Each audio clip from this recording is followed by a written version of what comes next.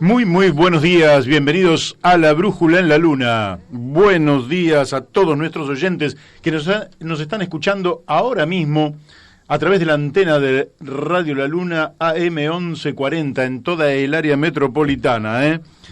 Buenos días también le vamos a dar a nuestro operador, Beto Perdomo. Beto, que nos está, haciendo el aguante siempre, porque si no esto no saldría. Sin operador, Beto. El Super Beto, a veces viene con su camiseta del Superman. Bueno, buenos días a Daniel Pérez, que hoy no ha podido venir por razones de fuerza mayor, pero que es quien nos acompaña habitualmente y quien, lógicamente, hace toda la postproducción y a veces también hace una preproducción. Así que, muy buenos días, Daniel Pérez. Buenos días a todos los que nos están escuchando a través de las aplicaciones.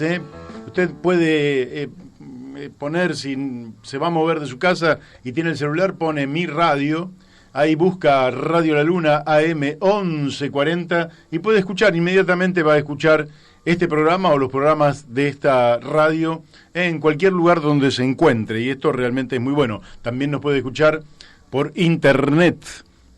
Pone allí Radio La Luna AM 1140 y también nos escucha por internet. Bueno, y también le vamos a dar, porque recién está llegando nuestro amigo Carlos Suárez. Buenos días, Carlos, que nos va a acompañar durante todo el programa. Periodista con una enorme trayectoria, con el cual después vamos a hablar. También le vamos a dar los muy buenos días a Radio Fénix, de Corrientes Capital, la 92.1 MHz, y su directora, la doctora Mónica Colunga, que hace posible que lleguemos a esta zona de nuestra querida República Argentina. Y también a Radio La Paquita, FM 88.9, Uspallata, Mendoza, a más de 2.000 metros de altura, en una zona absolutamente privilegiada de la Argentina. Y acá tenemos nada menos que a Carlos Suárez, que es mendocino. Bueno, allí, en Radio La Paquita, en Uspallata, Mendoza, también nos escuchan a través de Gustavo Figini y Elvio Yadanza, que son los encargados de que todas las semanas los oyentes de aquella radio tengan a disposición este programa llamado La Brújula. Así que bueno... como no me presentaste, me presento. Uy, yo. Pero me olvidé de vos. Me olvidé de Daniel de Abrantes. ¿Qué tal? Y quería hacer un especial saludo que hoy me pidieron. Gracias, Beto. A Pepe y Rosalía, nuestros oyentes más longevos, que están ahí prendiditos en la radio junto a Alicia, escuchando este programa todos los lunes y martes. Muy bien. Bueno, hablando de longevo, también le tendría que mandar un saludo a mi vieja. Y bueno, son de la misma del mismo año. Sí, que no hace falta mencionarlo porque son años del siglo pasado, pero también nosotros somos del siglo pasado. Bueno, aquí estamos, para hacer un programa donde vamos a tratar una cantidad muy grande de temas. Dentro de un ratito nomás vamos a estar hablando con Carlos Méndez, que vamos a tratar la cuestión de Chile, como nos viene informando habitualmente sobre todo lo que está aconteciendo allí, a través de un análisis pormenorizado también de cómo se van desarrollando y cuáles son las perspectivas de la situación en Chile, cuya demanda popular no cesa y cuya movilización parece muy intensa. Bueno, y acá con Carlos Suárez vamos a tratar de hablar un poquito sobre esta red de progresistas que han salido en apoyo a Alberto Fernández, para que vos nos explique de qué se trata eso, porque a mí me resultó bastante sorprendente, pero eso ya lo vamos a ir tratando. Vamos a hablar con Sandra Giametti por un escándalo que se ha producido en el Consejo Deliberante de Morón. Y después también vamos a estar hablando con Guido Galmarini sobre el tema de las jubilaciones. Bueno, Carlos, no sé si trajiste algún tema en particular que vos quieras. En 5 minutos nos está llamando Carlos Méndez y con él vamos a tratar la cuestión de Chile. No sé si vos trajiste algún tema en particular que quieras conversar. No, nada en particular. Es tan complicada la situación nacional e internacional que todo es posible abordar. Bueno, entonces vamos a tratar el conjunto de temas. Lo único estable más o menos es el tiempo. Yo creo que ahora la noticia que está transcurriendo en este preciso instante es las declaraciones de Cristina que debería estar haciendo frente al tribunal, pero me parece que se suspendieron. de manera que, bueno, hay una situación ahí que es una situación también, como situación en sí misma, que debería ser sencilla, también es compleja. ¿Por qué? Porque allí está implicado el tema de los contratos del Estado con algunas empresas en particular, donde hay denuncias concretas de desvío el Estado hacia esas empresas para que sean las contratistas adjudicatarias de obra pública, y que eso se trabajaba con sobreprecios. Está la denuncia, hoy tenía que declarar Cristina, creo que se ha postergado, alguien por ahí nos informa que está mirando en este mismo momento la televisión, creo que sí, creo que está postergada la declaración, y hay una acusación que es muy dura y también difícil de demostrar, que quien ejercía el cargo de presidente de la Nación, o presidenta de la Nación, era al tiempo jefa de una asociación ilícita. ¿Qué dice Cristina? Y ella responde, dice, si alguien tenía la duda de la existencia del lawfare, que sería estas maniobras de información construidas para descalificar a las personas, o no sabía de qué se trataba, la lectura que acaba de hacer el señor presidente en este tribunal, donde se nos deniega transmitir en vivo y en directo esta audiencia, bueno, esto es una clase práctica, dice ella, de manipulación de la información para tergiversar los hechos. Es decir, que en este contexto controvertido, además se da una situación controversial desde el poder. Mientras transcurrían los mejores días del gobierno anterior, los tribunales se sentían con más poder que Cristina y que todo aquello que había representado el gobierno anterior. Dado que esta relación de fuerzas se invirtió, el comportamiento de los tribunales en la Argentina también va a ser motivo de análisis por parte de algunos especialistas, que observarán si acomodan el cuerpo al poder o si van en búsqueda de la verdad y la justicia. Es decir, que quienes somos ciudadanos de a pie, lo que estamos buscando es verdad y justicia. Queremos saber real y efectivamente lo que pasó, las pruebas que se ventilan en la justicia, y a partir de ello conocer la verdad y que caiga la justicia sobre quien tenga que caer, pero sobre la base de la verdad.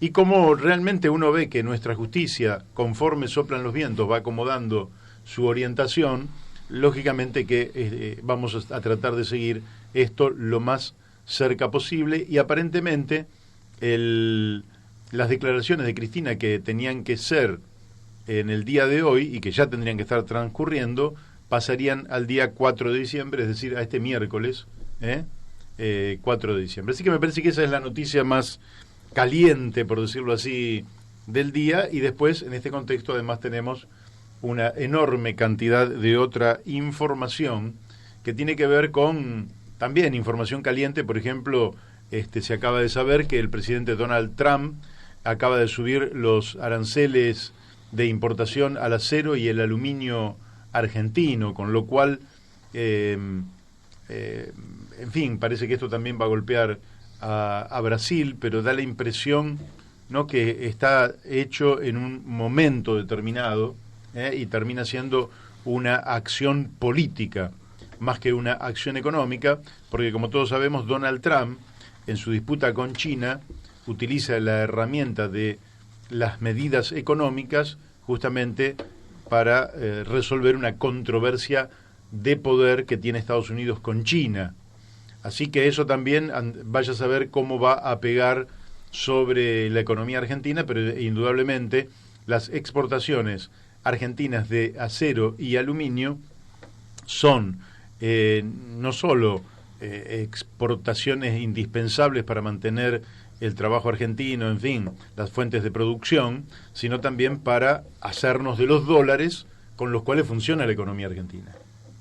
De manera que en un momento donde va a asumir una nueva administración con una deuda externa monumental que en el próximo año tiene vencimientos por 68.000 millones de dólares, y nada más que en los próximos 6 meses va a ser de 28.000 millones de dólares y con unas reservas de 11.000 millones, es decir, que no llegan a cubrir más que un par de meses, bueno, evidentemente se suma otra mala noticia, ¿eh? Es decir, que estamos en un momento realmente, después lo vamos a analizar con más calma todo esto, ahora simplemente que sirva a modo de introducción, mientras sí nos vamos metiendo en el primer tema del día, que tiene que ver con una situación en Chile que no termina por calmarse, que no termina por resolverse, y creo que estamos en comunicación con nuestro amigo Carlos Méndez. ¿Es así, Carlos?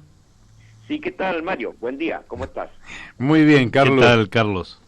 ¿Cómo? Daniel, ¿cómo estás? Bueno, ayer el presidente Piñera cumplía 70 años y nosotros, que debería ser un domingo, un día tranquilo, estábamos observando que seguían las movilizaciones y que por lo menos dan cuenta de 15 personas lesionadas y 37 personas detenidas a última hora de ayer, y también se registraron ataques a comisarías, 2 saqueos a supermercados, daños en una estación de metro.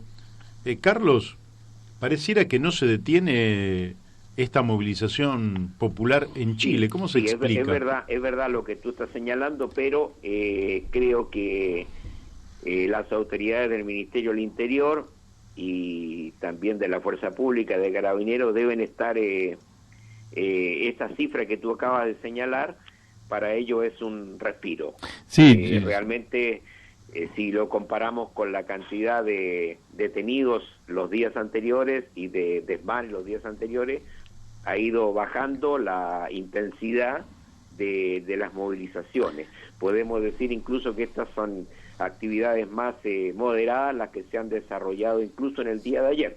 O sea, el día de ayer el cumpleaños del presidente fue, digamos, entre comillas, festejado por una gran masa de ciclistas que se acercaron a la residencia donde él vive con lo que queda de su familia. Para poner un marco, Carlos, simplemente un par de datos que me parece que marcan la profundidad de la crisis.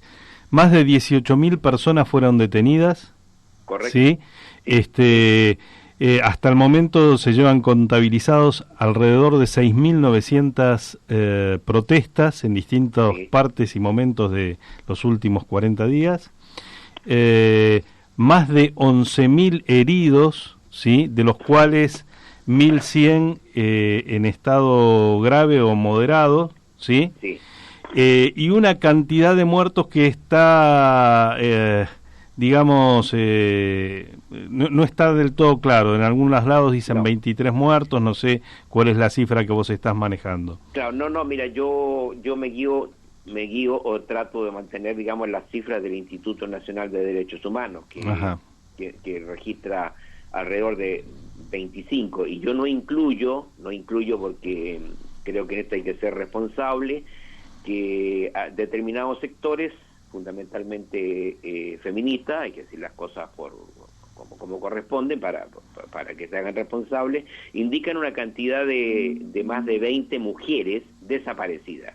Digo desaparecidas, con nombre y apellido, pero digamos que el Instituto Nacional de Derechos Humanos no lo tiene considerado, ni tampoco los otros organismos internacionales que han investigado al país, como el ¿cómo se llama? El Human Rights y también Amnesty International. Sí, ya que no tienen esos datos. Ya que nombras el tema del movimiento feminista, también hay que decir que dentro de estos números hay un número muy importante de violaciones sexuales provocadas por están las denuncias por elementos de las fuerzas de seguridad. Se habla de casi 100 por lo menos registradas, ¿no? Me parece que eso es bueno, eso de los números, una que se haya producido ya es grave, pero también incluyen a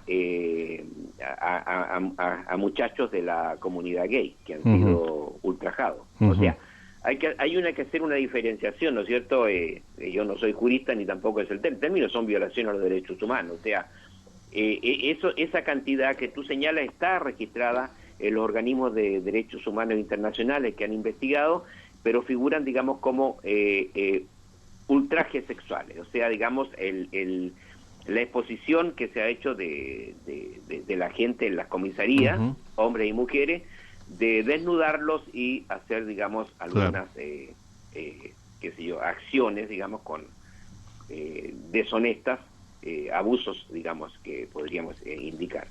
Te quiero preguntar lo siguiente, Carlos, corriéndonos un poquitito de eso, pero el ministro de Defensa, Alberto Espina, ha planteado que los anarquistas, los narcotraficantes y las bandas criminales no van a dejar de actuar porque nosotros subamos las mejoras en la calidad de vida de la población, etcétera. ¿Qué impresión tengo desde lejos? Por eso te pregunto a vos. Cuando al comienzo de las protestas la mujer de Piñera dijo que se trataría de alienígenas, yo tengo la impresión de que efectivamente en toda movilización popular seguramente habrá anarquistas, seguramente habrá narcotraficantes que se suman y algunas bandas criminales. Pero confundir esto con la movilización popular puede llevar a una lectura incorrecta de la realidad. Y el poder político debería leer correctamente lo que está pasando. Sí, sí. O sea, lo que el ministro de Defensa, Alberto Espina, plantea, la verdad que yo lo veo muy inseguro. Lo veo inseguro e incluso con miedo en la forma como se plantean.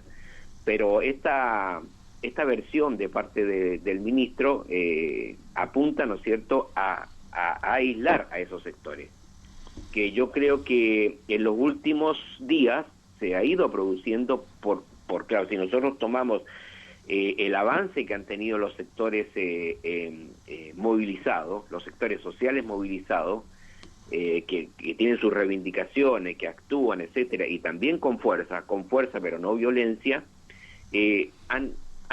las acciones políticas, sociales y políticas que ellos después lo podemos ir viendo en detalle, que ellos han realizado, han permitido aislar a esos sectores que efectivamente han estado coordinados, es decir, digamos, y es algo, digamos, que ocurre en América Latina, también en otros países, llámese organizaciones criminales, organizaciones, digamos, de tráfico de armas, organizaciones narcotraficantes y su relación eventual con otros sectores, llamémoslos neoterroristas y también anarquistas y antisistema.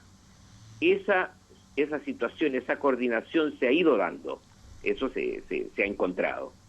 Entonces, eso digamos, la cuestión es que eso no es lo más importante.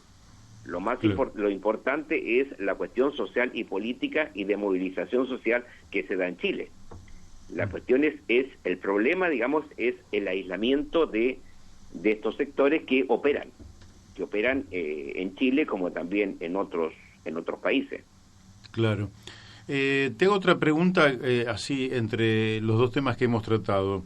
En menos de 2 semanas, Michelle Bachelet, que es la alta comisionada de Derechos Humanos de Naciones Unidas, va a dar un informe sobre la situación del tratamiento de los derechos humanos en el país que ella ha presidido hasta hace no tanto tiempo, en 2 oportunidades, y eso va a tener un enorme impacto político, tanto sea al interior de Chile como a escala internacional.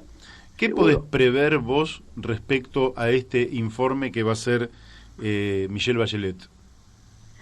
Mira, yo creo que no, o sea, digamos, solamente el impacto que va a tener por su nombre, o sea, pero internamente yo creo que los impactos más grandes han sido los informes que ya entregó, digamos, Amnesty International por un lado, que fue muy categórico, digamos, en contra del gobierno y de carabineros de Chile, y por otro lado el del Human Rights Watch.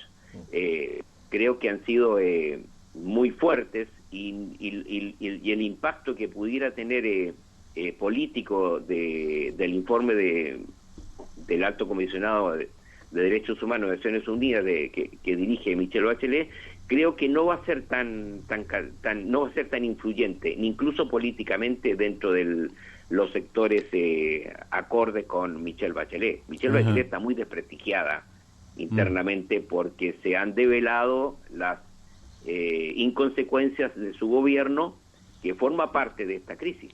Claro, efectivamente.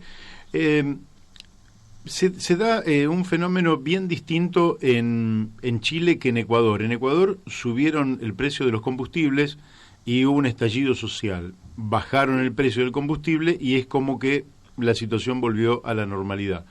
En Chile aumentaron un 4% el subte, lo que acá llamamos el subterráneo, y hubo un estallido. Retrocedieron y las cosas no se pararon. Hicieron concesiones y no se pararon. Pasan los días y la gente parece no cansarse. ¿Qué solución hay a esta crisis y cuáles son los actores principales, Carlos?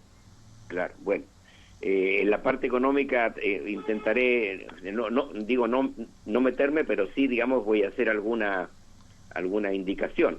O sea, creo que en otra oportunidad lo dije, en Chile hay mucha plata. Hay mucha plata, mucha reserva, y lo que no está en Chile está fuera del país, pero son reservas que el sistema aún puede usar. Ayer señalaba una entrevista muy interesante de Ricardo Lagos, que no la pude, me la comentó un amigo, un compañero, pero no la pude ver, digamos. Pero Lagos daba algunas cifras que otros economistas también dan, digamos, de soluciones que se pueden tomar a corto plazo para mejorar la situación, digamos, económica del país, de cómo va a quedar el país. En este momento está en una situación aún de equilibrio, pero como se espera, digamos, un desequilibrio, están, digamos, los elementos que puede tomar el gobierno y la economía, tomando, por ejemplo, fondos que están, digamos, en los fondos de pensiones, como también aumentos de royalty que puede usar, tanto, digamos, de la exportación, más bien, digamos, de la explotación del litio como del cobre. Entonces son elementos de reserva que el Estado, la economía puede tomar en Chile. Ahora bien, en cuanto a los actores de lo que viene, yo tengo que decir, digamos, que en la semana hubo uno de los actores que ha ido avanzando. Recordemos que yo he hablado de 4 actores que están actuando en esta crisis chilena. Sí. Esta vez, digamos, le tocó actuar, digamos, a los movimientos sociales representados en la Unidad Social, que hizo un paro, que nosotros lo comentamos, lo anunciamos el lunes pasado, el día martes 26. Un paro, digamos, con movilización, pero al no haber, digamos, una sindicalización masiva en Chile, entonces, digamos, tuvo, digamos, una repercusión no como nosotros reconocemos acá en Argentina. Sin embargo, fue importante, y eso determinó que fueran invitados, digamos, a conversar o a dialogar con el ministro del Interior el día jueves 28. Y ese diálogo ya se produjo con mucha mediática, mucha carga mediática. Un dirigente fue con un ojo cubierto, simbolizando a todos aquellos que habían perdido la vista. La dirigente comunista Bárbara Figueroa, presidenta de la CUT, fue con su pañuelo rojo al cuello, y en fin, otras manifestaciones en relación los 5 o 6 dirigentes que hablaban con el ministro del Interior. Pero este reconocimiento es muy importante, de reconocer, digamos, de que el gobierno reconozca que las movilizaciones sociales tienen un referente que es unidad social. En otro momento podemos analizar la composición de unidad social, o sea, cuán fuerte es. Pero además, Unidad Social recibió una representación o una interpretación partidaria política, que se denomina Acuerdo Soberano, que adhiere políticamente Unidad Social. Y ese Acuerdo Soberano está integrada por el Partido Comunista, el Partido Reformista, digamos, que lo comenté la semana pasada, al que conocemos acá, Marco Enrique Dominami, el Partido Humanista, el Partido Igualdad y el Partido Regionalista Verde. Estos son 5 partidos que ya se constituyen como un acuerdo, se denomina un acuerdo soberano, diríamos ya es un acuerdo soberano de sectores más populares, y que algunos también ya se alejan de otras alianzas, como por ejemplo el Partido Humanista y el Partido Igualdad, que se alejan del Frente Amplio porque sectores del Frente Amplio firmaron el acuerdo parlamentario con los otros sectores políticos. O sea, hay un acomodo, una readecuación de sectores y fuerzas sociales y políticas. Uh-huh. Y eso va a influir obviamente en los próximos pasos que se desarrollen esta semana. Por ejemplo, esta semana, algo que quedó rezagado de la COP25 que se trasladó a Madrid, España, al no poderse, que comenzó hoy día, entre paréntesis, al no poderse realizar en Chile, por dada el estallido social, y entonces quedó rezagado un gran sector de organizaciones internacionales que yo diría jocosamente que quedaron con los pasajes comprados a Santiago de Chile y por lo tanto lo están haciendo uso. La cumbre social de los pueblos, la cumbre de los pueblos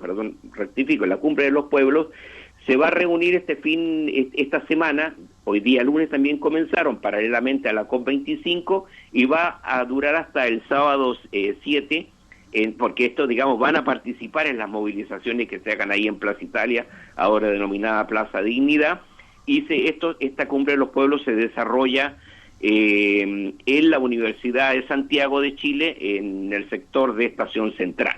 Uh-huh. Entonces ya tenemos ahí un panorama de programaciones de actividades movilizadoras que se van a producir durante la semana. Y además, por otro lado, también se está preparando la consulta social de los alcaldes, que ellos la van a realizar, o se van a realizar en todo Chile, en 345 municipios, menos 40 que no adhirieron, el domingo 15 de diciembre.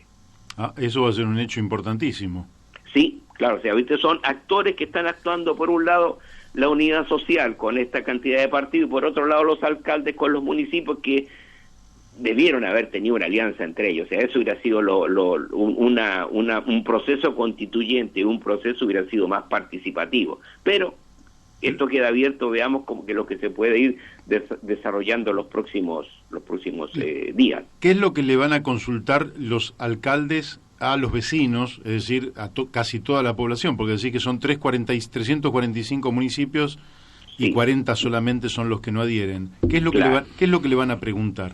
Fundamentalmente los temas sociales, los temas sociales de la comuna y los temas territoriales. Excluyeron el tema constitucional porque va por otro lado, pero tomar, digamos, los temas que tienen que ver en su territorio con la seguridad, tan importante en este momento, los temas previsionales, los temas de salud, de educación y en los casos que corresponda, que tiene que ver también con pueblos originarios en la zona sur y otros pueblos. O sea, son temas fundamentalmente sociales que ellos van a analizar. Bien. Sí, Carlos, una pregunta, ya que estabas con ese tema. Se había comentado la posibilidad de una condonación masiva de todos los créditos pendientes por estudios universitarios, en lo que también se interpreta como una tendencia a ir hacia un sistema gratuito, digamos, esto sí, lo que estoy viendo. ¿Cómo está ese tema? Sí, correcto, mira, pero eso es algo que me parece que va a pronunciarse el Parlamento como proyecto de ley. Ajá. Pero ese fue, muy bien que lo haya señalado, fue uno de los temas que esta unidad social al Ministerio del Interior le presentó como uno de los temas más importantes. Los temas más importantes que presentaron fue el compromiso de verdad y justicia por los casos de violación de los derechos humanos en esta semana, compromiso de considerar una real política de reparación a las víctimas, el compromiso por establecer un salario mínimo de 510.000 pesos líquidos para trabajadores públicos y privados, una pensión mínima equivalente al salario mínimo, que ya se está planteando eso significa un aumento de un 50% al que existe actual, la eliminación del sistema de AFP y comenzar por discutir un sistema de pensiones solidario. O sea, son temas que están colocados hoy día en el tapete, digamos, de la discusión parlamentaria. Y son temas estructurales, la eliminación, ¿no?, de los que tú señalabas, la eliminación de los créditos que arrastran los estudiantes por educación superior como estos créditos que tienen de lo que se denomina CAE, Corfo y otros. Bueno, Carlos, el tiempo se nos va. Muy bien. Yo te diría que vamos a tener que seguir conversando porque esta crisis está evolucionando. Hay malas y hay buenas noticias y bueno, claro, veremos cómo sigue el curso de esta crisis chilena. Bueno, una que creo que te la había comentado, lo que se está dando también un acercamiento, por un lado es un acercamiento, pero también por otro lado un alejamiento, es una suerte de alejamiento de Renovación Nacional, el partido de Piñera, un alejamiento de la coalición de gobierno. Ajá. Y un acercamiento de Renovación Nacional con Democracia Cristiana. Es decir, se está dando una convergencia de partidos de centro, y eso significa que las orillas se tienen que ir también condicionando hacia este centro si pasa a ser hegemónico. Esto es una de las cuestiones interesantes, que también dentro de la UDI, que es el partido más de derecha de gobierno, la UDI, también el alcalde Lavín, que fuera presidenciable contra Lagos en el año 99-2000, también, digamos, ha tenido una propuesta de conversación, sino que de reformular el asunto, toda la situación chilena, con una autocrítica muy fuerte, comparando que había que hacer gestos, tomar medidas políticas en el planteamiento de Lavín, como la que se tomó en Alemania una vez que se produjo la reunificación, o sea, reconocer al otro e incorporarlo, digamos, a la parte superior, o sea, esta vez hacer igualdad, pero una igualdad hacia arriba. Bueno, Carlos, te agradecemos muchísimo y te despedimos hasta el lunes que viene. Muy bien. Fuerte abrazo. Un abrazo. Gracias. Un abrazo, Carlos. Bueno, y acá el otro Carlos, con nosotros, Carlos Suárez. ¿Qué nos puedes decir? ¿Cómo estás viendo? Vos aparte sos mendocino, así que tenés algún... No, incluso en Chile es mi segunda patria. Ah, mira. Por muchos factores. Mi hijo mayor estaba en Chile, y una parte de la familia de allá. Así que una de las cosas que es muy interesante lo que dijo Méndez, me pareció, comparto en general, la economía chilena no volverá a ser la misma. Uh-huh.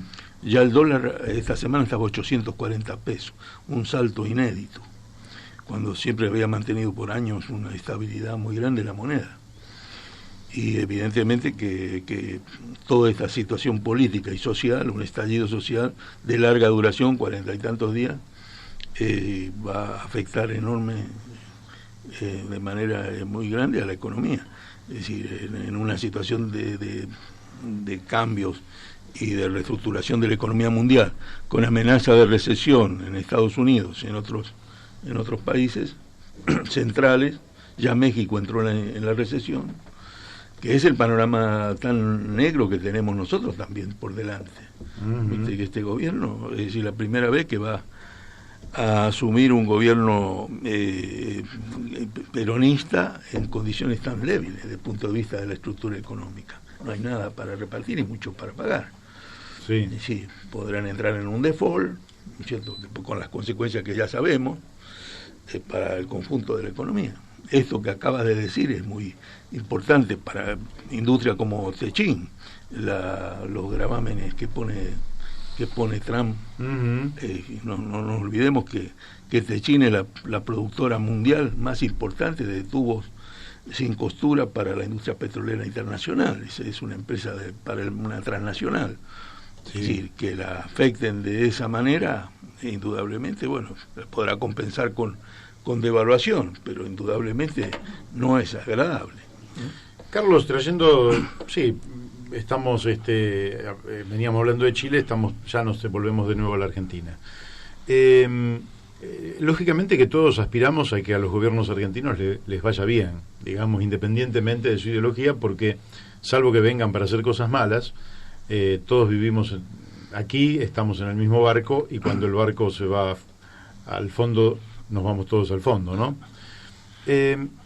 Ahora, ¿cómo estás viendo vos esta etapa de Alberto Fernández, que lógicamente va recogiendo respaldos de muchos sectores, pero que acá la verdad va a ser el resultado de la economía, es decir, hoy la política puede tener actitudes cooperativas, actitudes comprensivas, un gobierno que todavía no asumió, pero dentro de unos meses la población va a ir evaluando sobre la base de los resultados. ¿Vos pensás que van a tener una política proactiva para aumentar salarios, jubilaciones, y que van a mejorar el mercado interno, que van a tratar de que se ponga en marcha la maquinaria que hoy está semiparada? ¿Cómo estás viendo esto? Bueno, más que las intenciones, creo que hay que juzgar la realidad, ¿no es cierto? Acá no hay para repartir. Esa es la primera. Ellos podrán tener las mejores intenciones del mundo, pero indudablemente no existe magia, ¿no es cierto?, en las cuestiones económicas de fondo. Y resolverla ya lo han adelantado. Por otra parte, algunos de los que podrían ser los ejecutores de la política económica, que es de arreglarse, es un problema para los próximos años, ¿no? Digamos, tratamiento que piensan darle a la inflación, tener éxito significa en 3 o 4 años. De lo contrario, tendrían que plantearse una política de shock, ¿no es cierto?, con un ajuste clásico, el ajuste ortodoxo. No lo intentó ni Macri, porque en definitiva siempre estuvo temeroso de verdaderamente un ajuste ortodoxo. Hoy es lo de Chile en 6 meses. Es decir, o lo de Ecuador o lo de cualquier ajuste ortodoxo va a provocar una reacción muy potente. Hablan de reforma previsional. ¿Qué significa reforma previsional? Que van a quitarle la plata a los jubilados, que te van a hacer trabajar hasta los 70 años. ¿Cuál es la base? El programa que se propone de trabajo que ya se ha intentado en otras partes y ha fracasado, ¿no es cierto?, de trabajo garantizado, mínimo garantizado, es una reforma de alguna manera a los planes trabajar. Es una maquillaje a los planes trabajar, una política focalizada. Pero indudablemente, qué sé yo, buscar gente para que trabaje en las plazas, arregle un poco las acequias y haga ese tipo de cosas, no resuelve el problema de fondo de la economía. Acá hay problemas estructurales. Es un país que, si nosotros tomamos el análisis de los últimos 70 años contra muchos países de igual nivel de desarrollo hace 70 años, nuestro país ha retrocedido seria y gravemente. Sí. Particularmente desde los 70, es un país que ha retrocedido en cualquier indicador que tomemos de lo que quieramos, de salud, de educación, de lo que sea. Es decir, entonces eso no lo han podido resolver ninguno, ¿no es cierto?, hasta ahora. Y esto lo veo con muchas dificultades políticas e internas a resolver, ¿no es cierto?, que también en realidad, si nos atenemos a la trayectoria política de Alberto Fernández, un tipo que viene del nacionalismo de derecha, que pasó por Cavallo y todo, es decir, él, digamos, lo que más sería un tipo como Nielsen, el perfil, ¿no es cierto?, vinculado a los mercados y todo, pero parece que le pusieron la bolilla negra, ¿no? Si no es Nielsen, los otros, ¿no es cierto?, las recetas que pueden ofrecer son recetas que hemos conocido, que las hemos vivido y que los resultados los tenemos a la vista. Esto es lo que tenemos. Y otra magia no hay en economía ni en ninguna otra cosa. Es decir, que no sos, tenés un sentido de realidad y no sos muy optimista respecto de que pueda haber un cambio. Yo desearía, si yo quisiera, yo vivo acá. Sí, claro. Tengo mis hijos acá. Sí, ojalá pudieran darnos a todos un salario básico de $100.000, qué sé yo. Bueno, un poquito menos también nos conformamos. Sí, bueno, pero igual, porque ahora vamos a tratar de comunicarnos con una concejal de aquí de Morón, porque ha habido un escándalo. Se ha sentado en el lugar de el oficialismo, sentó un concejal que aparentemente no correspondía, en lugar de una concejala que es la que habitualmente iba, y entonces le íbamos a preguntar a Sandra Giametti. Sandra, muy buenos días, ¿estamos comunicados contigo? Sí, Mario, buen día, ¿cómo estás? Muy bien, Sandra. Mira, lo primero que te quería preguntar es por este escándalo que algunos nos enteramos en el Honorable Consejo Deliberante de Morón, donde los que vemos de afuera, y por eso la pregunta va hacia vos, habría ocurrido que un señor, Rodolfo Bontaberry, que es el titular del PAMI, aquí en Morón, se sentó en la banca que habitualmente ocupa Alejandra Liquitay. ¿Qué nos podés decir de la forma y del fondo de este problema? Tal como vos lo decís, el hecho fue ese y fue vergonzoso y tiene varios planos de análisis. Nosotros nos enteramos viéndolo esto, estábamos bajando en verdad a lo que era la última sesión ordinaria, el cierre del periodo, que además tiene una carga emotiva muy especial. Primero, en cuanto al trabajo, vos sabés que en todos los cuerpos deliberativos siempre se hace una reunión previa de labor deliberativa. Claro. La habíamos tenido el día anterior entre todos los presidentes de bloque y las autoridades del Consejo. Nada hacía prever que esto iba a suceder. En esa reunión es donde se acuerda y se establece y se trabaja sobre toda la dinámica de lo que va a ser la sesión. Era una sesión con muchos expedientes, por ser la última, y por encontrarse cercano un traspaso también de autoridades de gobierno. Entonces como que todas las comisiones habían acelerado para que de aquí hasta que se retome la actividad en marzo no queden pedidos de vecinos pendientes de aprobación, que es lo que va a pasar ahora, lamentablemente. Entonces era una sesión con eso, con una despedida a los concejales que terminaban mandato. Era también la última sesión de Analía Zapulla como presidente del Consejo, seguramente, salvo que hubiera una extraordinaria que no se veía venir. Y todo iba a transcurrir con normalidad hasta que cuando llegamos al horario de la sesión nos encontramos con que tanto Alejandra Liquitay, que viene siendo concejal todo este tiempo y con la que he compartido estos 2 años de mi mandato, viéndola en una banca de Cambiemos, se encontraba sentada en una banca y también se encontraba sentada una persona a la que yo desconocía, honestamente, no sabía quién era. Luego me enteré que se llamaba Bontaberry, y luego me enteré que era el titular del PAMI local, y que era el concejal titular de la banca, cuya suplencia hace Alejandra Liquitay, y que se había reincorporado y que los dos intentaban formar parte de la sesión.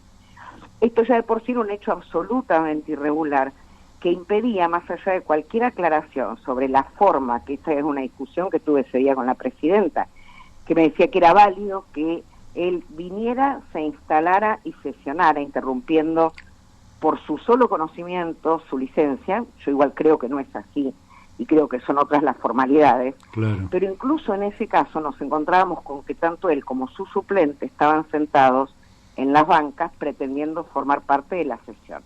Eso era una situación altamente irregular, que nosotros no podíamos permitir. Peor aún, Mario, se sesionó 15, 20 minutos en esas condiciones. Nosotros sesionamos y comenzamos la sesión donde tuvo lugar la banca pública, que es un instituto que usan los vecinos, y vino la mamá de una niña discapacitada con su hija y con su pareja a hablarnos, hablaron ellos también. Sesionamos con un concejal de más todo el tiempo que duró la banca. Esto era bochornoso. Sí, claro, inédito. Y el trasfondo que vos me decís, yo entiendo, y lo que todo hacía suponer es que era un conflicto interno del bloque de Cambiemos, que tenía a su concejal titular pretendiendo volver ante alguna situación que decían tener con la concejal suplente. De todas maneras, eso es algo que nosotros entendemos e insistimos ese día para que lo solucionaran ellos de manera interna. No podía ser que un conflicto interno de un bloque político sea solucionado a costa de la legitimidad de un cuerpo público y de la institucionalidad. Contra eso es que nos rebelamos ese día. Estas son cuestiones que tienen que zanjar de otra manera y no cobrárselas pagando con institucionalidad en una situación tan irregular como esta, ¿no? Y ahora con toda la problemática que ustedes llevaban allí, con todos los temas, con todos los expedientes que iban a tratar, ¿qué es lo que ocurre? ¿Pasan todo a marzo? No sabemos, porque además hay algo muy grave, que es que ese día se trataba y se aprobaba la ordenanza preparatoria de la fiscal impositiva. La fiscal impositiva, vos lo sabés, es el cuerpo legal que rige todo el cobro de impuestos de servicios, digamos, municipales, de tasas, de sellados, para todo el periodo fiscal siguiente, para todo el 2020.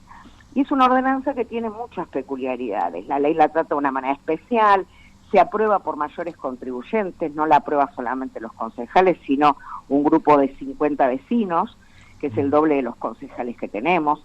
La preparatoria, si se trataba y se aprobaba, si resultaba aprobada ese jueves, a mayores contribuyentes había que convocar en un plazo que superara los 8 días, pero no excediera los 15.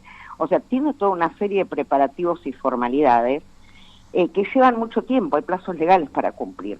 Esa ordenanza no pudo tener tratamiento el día jueves, así que no sabemos honestamente cómo sigue, sabemos que hay charlas intentando acordar la continuidad de esto entre el oficialismo y quienes están por convertirse en oficialista en pocos días, pero al día de hoy no hay nada zanjado ni nada comunicado a los concejales.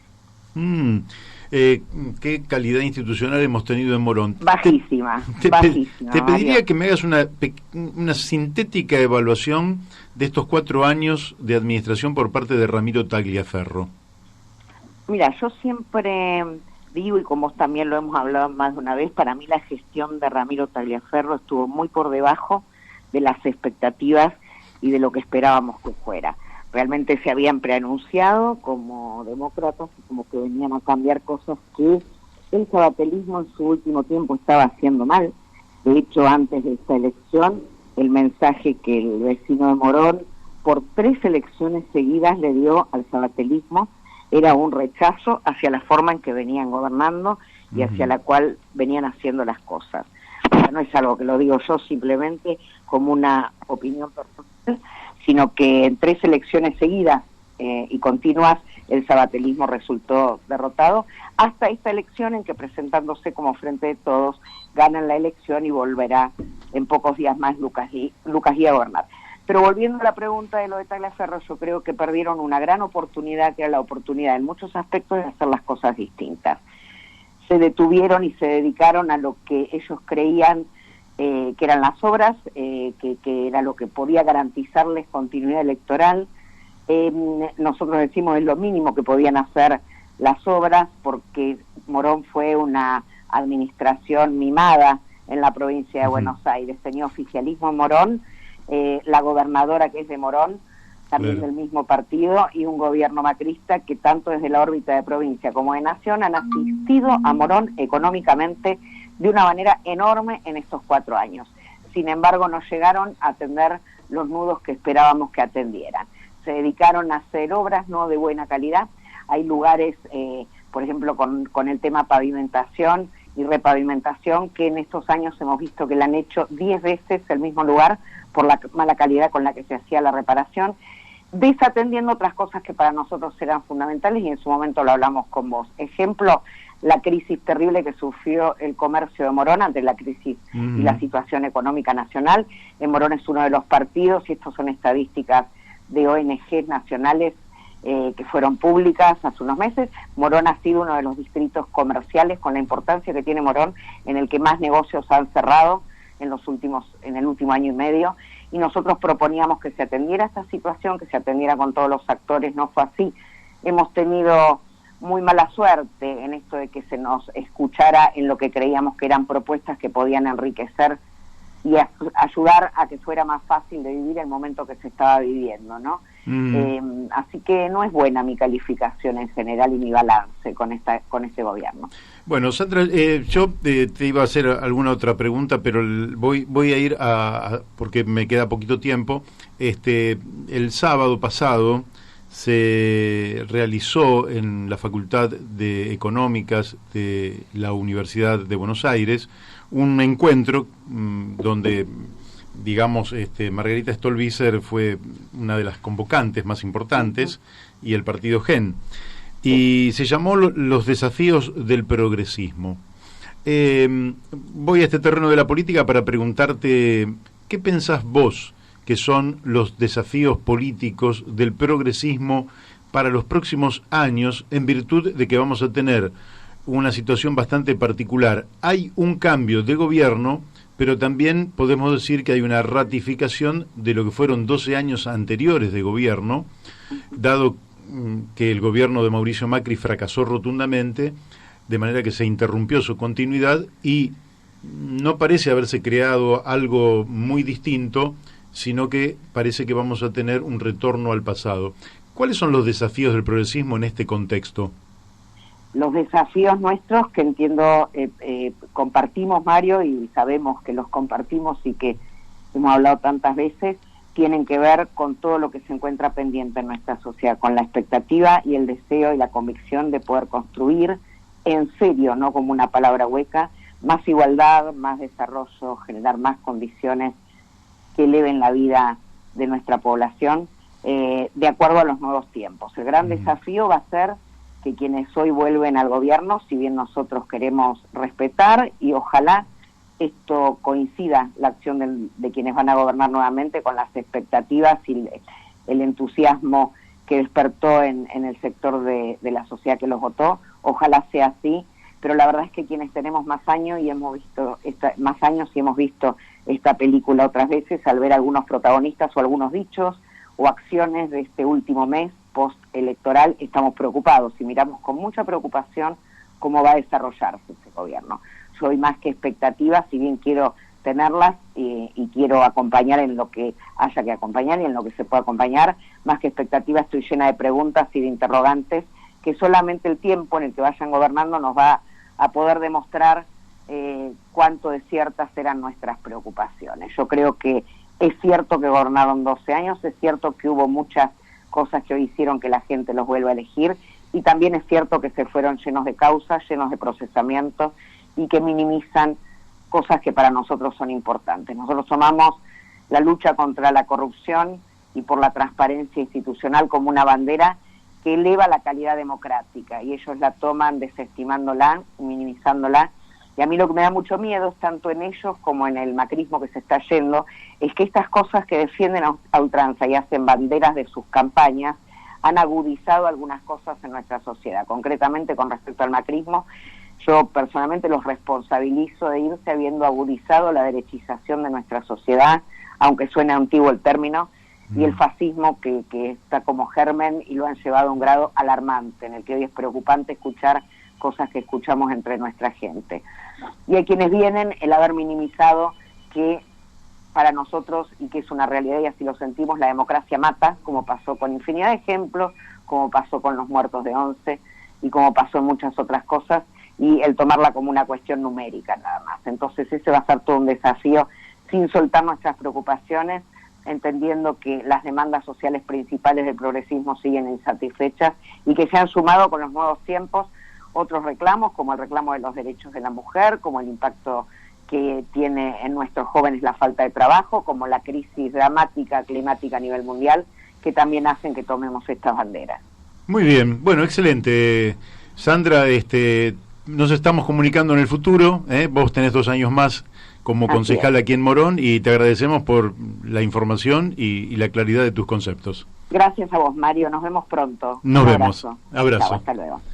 Bueno, hemos hablado con la concejal de Morón, Sandra Giametti, que creo que fue muy clara en exponer esta crisis institucional que vive el distrito, donde el oficialismo pretendía tener un concejal más porque tenía el titular y el suplente. Si creo que podemos ir a la tanda de la radio, retomamos a las 13 horas y entonces sí, Carlos, anda preparándote, que te vamos a dar unos minutos para que te prepares. Vamos a hablar sobre este otro progresismo, que está planteándose un fuerte acercamiento al gobierno. Bueno, vamos a la tanda. Bueno, seguimos aquí en La Brújula por Radio La Luna y bueno, estábamos conversando aquí sobre un poco también, evidentemente nosotros todos tenemos que apostar al éxito del gobierno de Alberto Fernández, pero en general la política se define parcialmente por las personas y se define mucho más por los programas, es decir, uno tendría que respaldar un programa de gobierno, entonces decir yo coincido o no coincido con ese programa de gobierno. Lo que hasta aquí he visto, y no quiero tener un espíritu, digamos, crítico ácido, sino quiero tener un espíritu constructivo, hasta aquí yo no sé de qué se tratan las políticas que va a implementar Alberto Fernández. Ha habido una consigna, poner a la Argentina de pie, con la que supongo estamos el 100% de acuerdo. Poner a la Argentina de pie, pero no dice absolutamente nada respecto de cómo se van a tratar cada uno de los gravísimos problemas que tenemos. Por ejemplo, hay un consenso en torno que en la Argentina no debería existir el hambre. Está bien, y para eso han hablado con Daniel Arroyo para que se haga cargo del área social. Sin embargo, en la Argentina el problema va más allá del hambre. Acá hay desnutrición, malnutrición. Tenemos un 52% de los niños y adolescentes por debajo de la línea de pobreza. De ellos más de un 10% están debajo de la línea de indigencia. Quiere decir que no van a poder desarrollar sus potencialidades. A la vez se necesitan recursos para esto. No sabemos de dónde van a salir esos recursos. No sabemos cuál va a ser la política tributaria del próximo gobierno.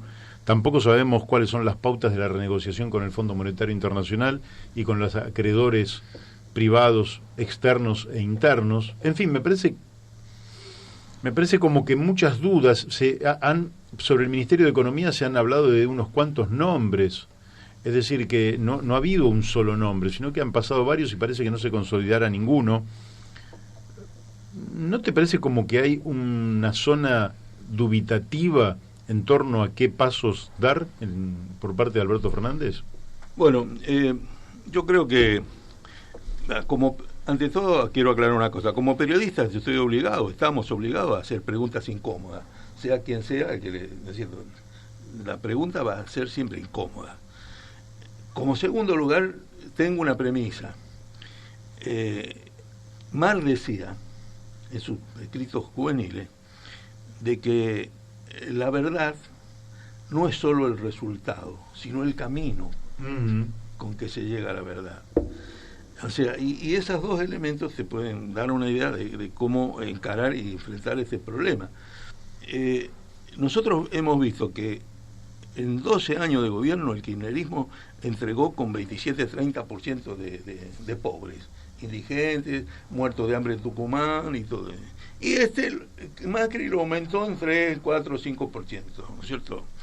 El que era ministro de Economía decía que no había que medir la pobreza porque la estigmatizaba. Y realmente es miserable decir eso, que no vas a estudiar una realidad porque estigmatiza a los pobres, no vas a saber cuántos enfermos de SIDA hay porque estigmatizas a los enfermos de SIDA, obviamente. Entonces, la realidad que tenemos es esa. Lo que ha mostrado hasta ahora el arsenal que ha mostrado en cuanto a economistas que puede apelar Fernández o que participan de su equipo, tanto Culfas como Álvarez Ají, como Nielsen, no van a ser hasta ahora más que lo que conocemos, ¿no es cierto? Por suerte, creo por suerte, que no van a hacer de darle a la maquinita, porque en este contexto, ¿no es cierto?, creer la irresponsabilidad que pensaba de la famosa teoría monetaria moderna, que era partidario de Kicillof, ¿no es cierto?, de darle a la maquinita porque no tiene ningún efecto, nos trajo una inflación de que hemos llegado al 40 y pico %. Pero nos puede llevar a la hiperinflación. Y nosotros conocemos por experiencia lo que significó la hiperinflación de la época de Alfonsín, la catástrofe social que significa la hiperinflación. Entonces, estamos en un sendero delicado, ¿cierto? Que no pagar la deuda, bueno, dice que van a tratar de bicicletearla, reperfilarla. Eso depende un trabajo de cirugía fina, porque con eso no se jode, hablando mal y pronto. Y si tenemos que mirar el ejemplo griego, lo pusieron de rodillas, que hicieron cuando quisieron hacerse los vivos que no iban a pagar la deuda, iban a patear todo, lo pusieron de rodillas y aplicaron un plan terriblemente de ajuste, ¿no es cierto? Y después terminaron ganando la derecha, claro, reemplazando el gobierno de Tsipras a la derecha. Ese fue el resultado de la política griega. Entonces, hay que manejarse con mucho cuidado desde el punto de vista de la actividad política, porque estamos en una coyuntura internacional donde el capitalismo es feroz. No estamos en la etapa de los gloriosos años de la posguerra, donde todo era más flexible y las posibilidades del estado de bienestar se podía tirar de la frazada y alcanzaba para cubrir a todo. Ahora alcanza para el 1% de arriba. Y hay que quitarle al 1% de arriba algo, que es lo que está pasando en Chile, lo que pasa en todos lados, para dar a los otros. Porque hasta ahora no lo veo cómo. Llamó Elena de José Ingenieros, una oyente, y dice: los que llegan, ¿van a repartir como dicen o se van a llenar los bolsillos? Bueno, Elena, creo que transmití correctamente tu pregunta.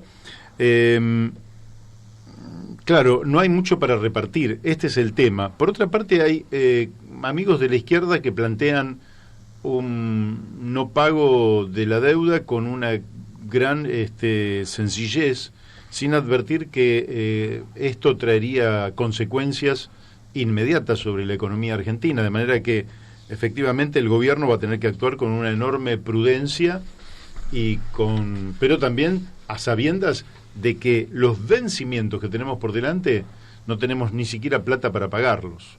Sí, pero es muy irresponsable plantear no pagar la deuda sin un programa, sin un plan, porque evidentemente lo que sufren son los de abajo, siempre los de abajo, porque los de arriba están cubiertos.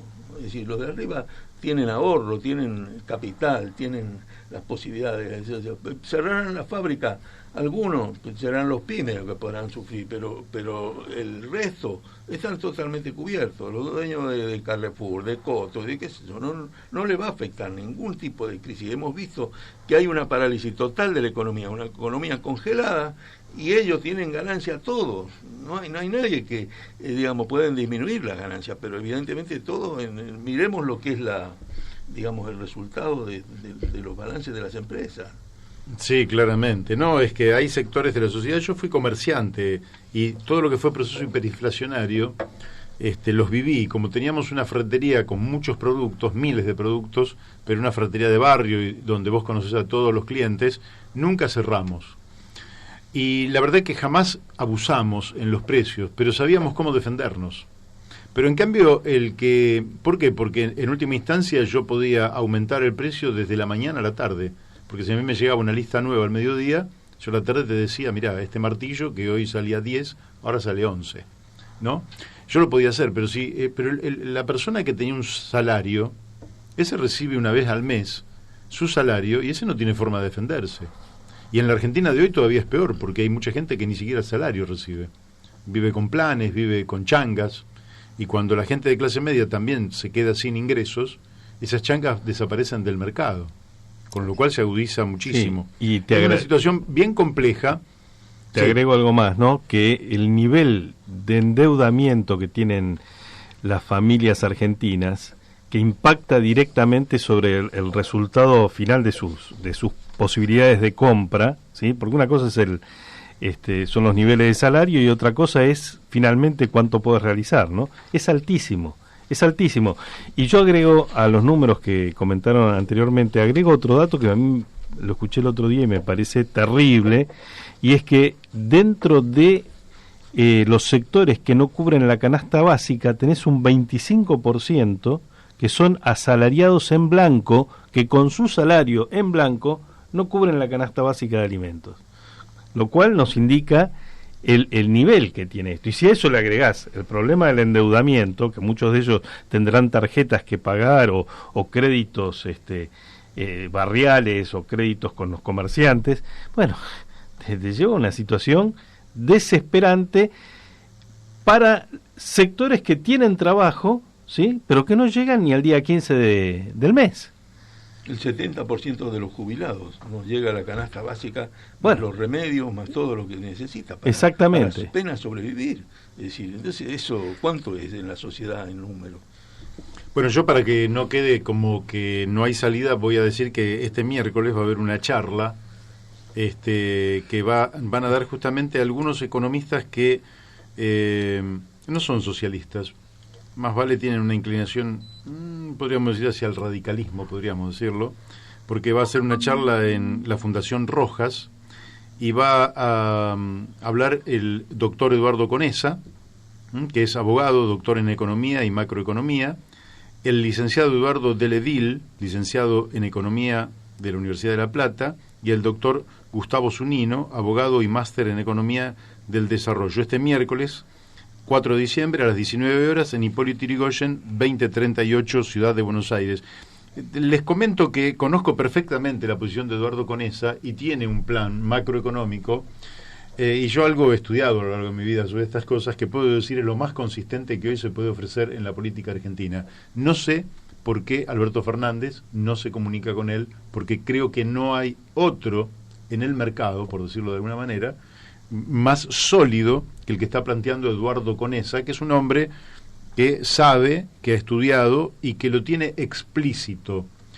Es comunicable y es entendible, cosa que en general nuestros economistas te hablan de manera que la gente común no puede entender nada. Este es un plan comunicable y perfectamente entendible, y es sustentable. Y el doctor, el licenciado Eduardo Deledil, que es un hombre que fue asesor, es un especialista en temas tributarios, impulsa desde hace mucho tiempo el impuesto a la tierra, un principio de Henry George, un economista norteamericano, que planteaba un impuesto único. No sería un impuesto único, pero sería el impuesto principal.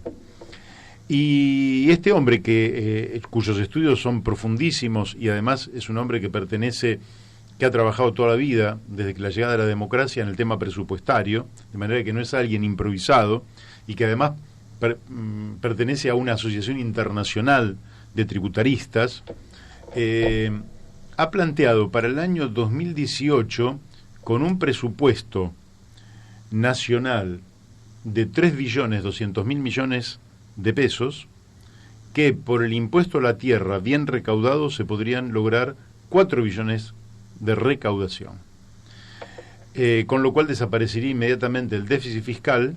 Lógicamente que tributarían algunos y otros tributarían menos, y significaría una redistribución del ingreso muy significativa. Por eso yo recomiendo al que pueda ir este miércoles que vaya, porque efectivamente va a ser una charla que vale la pena, con un soporte técnico muy importante y planteada por hombres que son demócratas, no tipo Martínez Dios, que resolvía manu militari los problemas de la economía, sino resolverlos de manera democrática. Te voy a hacer una pregunta, Carlos, aprovechando que estás aquí. A nosotros nos hicieron una invitación, a Daniel y a mí, para ir a la despedida, a una cena de honor a Pino Solanas, ¿verdad? Pino, con el cual, bueno, hemos tomado distancia política en los últimos tiempos, con el cual mantenemos un afecto de naturaleza personal y un reconocimiento a su trayectoria, ¿verdad? Pino estaría dejando el cargo para el que fue elegido, diputado nacional por la Ciudad Autónoma de Buenos Aires, y estaría yendo a Francia, a la UNESCO. Yo lo siento, me gustaría saber si estoy equivocado, como un destierro consensuado. Es decir, ha consensuado con las nuevas autoridades una suerte de destierro, dado que probablemente las nuevas autoridades dispongan políticas contra las cuales Pino vino confrontando desde hace muchísimos años. Ejemplo, vaca muerta. Ejemplo, minería. Ejemplo, modelo sojero con agrotóxicos. Y podríamos seguir con los ejemplos. ¿Qué pensás vos? Y creo que es una jubilación acomodada. Y es mejor de ver la foto, como vi los otros días en la presentación del libro de Bielsa, sentado al lado de Zanini y de Gioja, porque eso me repugna, por la trayectoria, por lo que uno ha reconocido, ha visto, pero bueno, ahí va a tener más cómodo, no se va a tener que sentar, con algún intelectual francés y va a ser además muy, muy agradable. París, él ya vivió, sabe que siempre es bonito. Los otros días... ¿Vos conocés París? Sí, mucho. Y los otros días Solá decía una anécdota, que su abuelo, que decía que era muy colonizado, Felipe Solá, sí. Le dijo, cuando él era chico, le decía, ¿vos qué preferís ser? ¿Picaporte en París o ministro aquí? No, ministro. No, dice, picaporte en París, siempre París va a ser muy importante. Un picaporte en París, más que un ministro aquí. Bueno, medio lapidario. ¿Vos conocés París, Daniel? Sí, conozco superficialmente. Pero sí, claro, una ciudad tan importante que debe ser difícil, si no vivís allí mucho tiempo, conocerla, ¿no? Sí. Pero yo la verdad es que lo siento como una suerte de destierro. Hay un compañero, amigo, un compañero afiliado a Proyecto Sur que le mandó una carta personal, Cayetano Massaglia. La carta la hizo pública, por eso la menciono, si no, lógicamente no la estaría mencionando, donde le dice: Pino, quedan las causas, todas las causas por las que hemos venido peleando tanto tiempo, y van a quedar desamparadas y sin representación en el Congreso. Entonces él le dice: decime que esto no es cierto, que tal ofrecimiento no es cierto, y que si lo fuera, no vas a aceptar este ofrecimiento, porque sería prácticamente dejar de lado las causas por las cuales se ha justificado la creación de un movimiento que lamentablemente con el paso del tiempo se fue diluyendo en gran medida, pero que fue un movimiento que entre el año 2007 y 2009 puso en la agenda pública argentina una cantidad de temas que prácticamente nadie los discutía y se pusieron como principales elementos de debate en la República Argentina. El tema del modelo sojero, el tema de la minería, el tema del petróleo, el tema de las grandes industrias estratégicas del Estado, el tema del desarrollo en general. Está en sus películas. Está en sus películas. Y Gioja, justamente vos lo mencionás, las cosas que... Vos sabés que nosotros somos bastante prudentes cuando hablamos de las personas, porque en general no sabés cuándo te vas a cruzar con esa persona y en qué circunstancia. Y entonces siempre el respeto y la prudencia es buena consejera. Pino ha dicho cada barbaridad de Gioja que, en fin... Y le mandó una patota cuando presentó la película sobre el oro ahí en el Gomón. Claro, sí, nosotros estábamos ahí. Gioja mandó una patota, claro, para romper el acto. A romper la presentación de la película, efectivamente. En fin, cosas veredes, Sancho. ¿Vos querías pasar algún tema musical, Daniel? No, tenía ahí una... A ver, es volver sobre algo que ya conversamos, pero igual lo menciono. Dentro de los fenómenos múltiples que se están produciendo en Chile, ¿sí? Se ha producido un fenómeno en torno al movimiento feminista que forma parte de esta explosión de manifestaciones, y la semana pasada fue un día mundial de reivindicación de la lucha de la mujer, ¿no? Y hay un grupo de Valparaíso que se llama ¿cómo se llama? Bueno, ahora no me acuerdo el nombre. Las Tesis, acá me ayuda Beto. Las Tesis es un grupo de 4 chicas que habían desarrollado una performance feminista, ¿no? Denunciando el tema del patriarcado y demás, que se iba a poner en escena en algún lugar de Valparaíso, pero en medio de la protesta lo tuvieron que suspender. Sin embargo, ellas hicieron un video, y esto se empezó a viralizar, y el 25 se produjeron en Chile y en el mundo una cantidad enorme de reproducciones de esta coreografía y de este himno que ellas han elaborado. Te estoy hablando de Londres, Turquía, Barcelona, México, y con participaciones masivas de jóvenes, ¿sí? Y bueno, vamos a escuchar qué nos dicen las jóvenes y escuchemos con la oreja bien abierta. Bueno, vamos a escuchar entonces. ¿Cómo se llama el tema? Bueno, el tema se llama El violador eres tú. Amigo. No, a mí no se refiere. Bueno, a ver. El patriarcado es un juez que nos juzga por nacer, y nuestro castigo es la violencia que no ves. El patriarcado es un juez